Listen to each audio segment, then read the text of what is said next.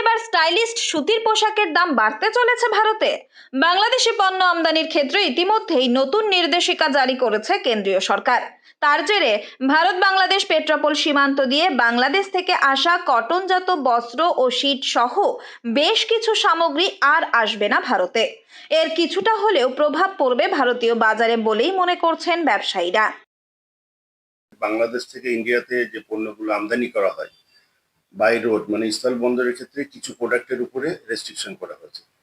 সেটা জুস যেগুলো আসে আমাদের এবং তারপরে যেটা পটেটো চিপস এই জাতীয় যে বেভারেজ আইটেমগুলো আছে এগুলো আছে।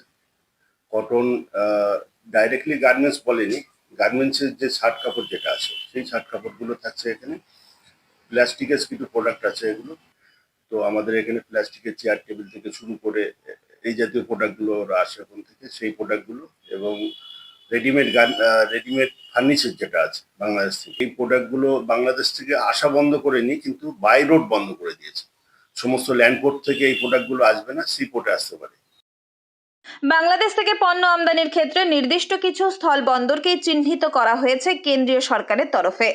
নির্দেশিকায় জানানো হয়েছে, প্যাকেট জাতীয় পানীয়, কাঠের আসবাবপত্র সহ আমদানি সামগ্রী আসাম, ত্রিপুরা, মিজোরাম, মেঘালয় সহ এ রাজ্যের চ্যাংড়াবান্ধা ও ফুলবাড়ি স্থল বন্দর দিয়ে আর নিয়ে আসা যাবে না। সেক্ষেত্রে পেট্রাপোল সীমান্ত বন্দরকে ব্যবহার করা যেতে পারে। তবে কটন বস্ত্রের ক্ষেত্রে শুধুমাত্র কলকাতা ও মুম্বাই পোর্ট দিয়েই সেগুলি এদেশে আসবে বলেই নির্দেশিকায় জানানো হয়েছে। বাংলাদেশে ফিনিশ গুডস যেগুলো বিভিন্ন ব্র্যান্ডেড কোম্পানির গার্মেন্টস যা ইন্ডিয়ান মার্কেট ওরাকে ইউজ করে, এবং নন ব্র্যান্ডেড আইটেম যেগুলো নির্দিষ্ট ব্র্যান্ড নেই, এই টোটাল কমোডিটিটাই পেট্রাপোল সহ অন্যান্য যত ল্যান্ড বর্ডার টোটালটাই বন্ধ আছে। সেটা শুধুমাত্র কলকাতা পোর্ট আর মুম্বাইতে নবসেবা পোর্ট, এই দুটো পোর্টের জন্য অ্যালাউ করেছে। কটন র্যাক্স অর্থাৎ কটন ওয়েস্ট যেটা আছে অন্যান্য বর্ডার দিয়ে আসে, পেট্রাপোল দিয়ে আসে, এটা কিন্তু আসবে। আমাদের এখানে যেটা হচ্ছে, আমরা বিশেষ করে পেট্রাপোল সর্ববৃহৎ বন্দর, এখানে প্রচুর লেবার ইনভলভ আছে, প্রচুর লোক, সিএনজি যে ট্রান্সপোর্টার যারা লজিস্টিক সাপোর্ট দিয়ে গার্মেন্টস গুলো অন্যান্য স্টেটে নিয়ে যেত, তারা বড় বড় এফেক্টেড হবে।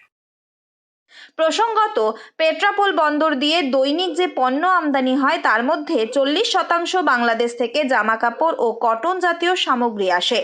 সেই সামগ্রী না আসায় একদিকে যেমন ক্ষতির সম্মুখীন প্রতিবেশী দেশ, পাশাপাশি এর প্রভাব পড়ছে ভারতের পেট্রাপোল শ্রমিক, মজদুর ও ব্যবসায়ীদের মধ্যেও।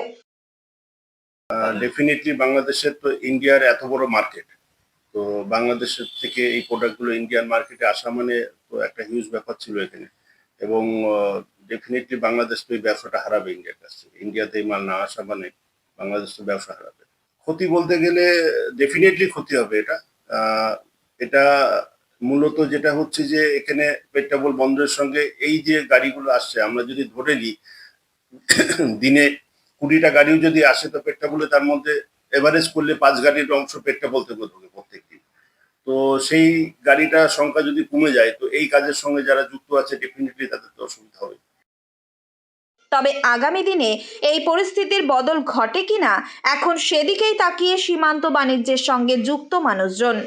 উত্তর 24 পরগনা থেকে রুদ্রনারায়ণ রায়ের রিপোর্ট, লোকাল 18 বাংলা।